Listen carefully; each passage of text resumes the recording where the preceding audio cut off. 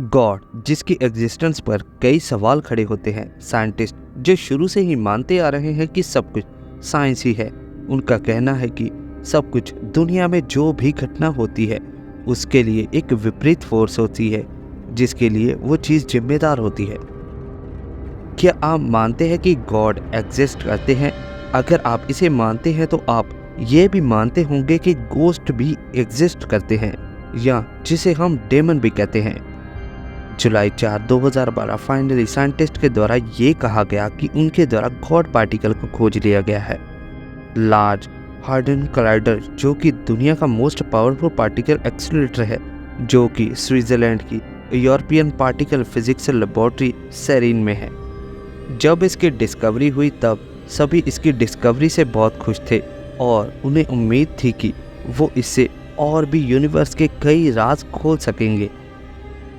Higgs boson, जिसे कि scientist के द्वारा गॉड पार्टिकल का नाम दिया गया है, उनके द्वारा इसको डिस्कवर करने के लिए लार्ज हार्डन कोलाइडर का यूज़ किया गया था, जिससे कि पार्टिकल्स को लाइट की स्पीड से ट्रैवल कराकर उनके आपस में टकराव करवाया जाता था और उनके डाटा को कलेक्ट करके आज कई डिस्कवरीज की गई हैं।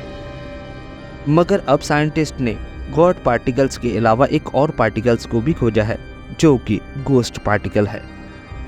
तो हमें यह जानने की ज़रूरत है कि आखिर यह गोस्ट पार्टिकल है क्या और इसे क्यों हमें कई तरीक़ों से डिटेक्ट करने की ज़रूरत पड़ेगी। अभी हम जो भी बेसिक थ्योरी हम फिज़िक्स की यूज़ करते हैं वो हमारे स्टैंडर्ड मॉडल पर आधारित है। हमारे यूनिवर्स में हम जो भी बना हुआ देखते हैं वो सारा का सारा इन 70 पार्टिकल से बना हुआ है, जिसे कि हम ज़्यादातर इलेक्ट्रॉन्स और हिग बोसन के नाम से जानते हैं। इसमें से कुछ का नाम चान, क्वेक और ट्यून न्यूट्रिनो और ग्लूऑन है।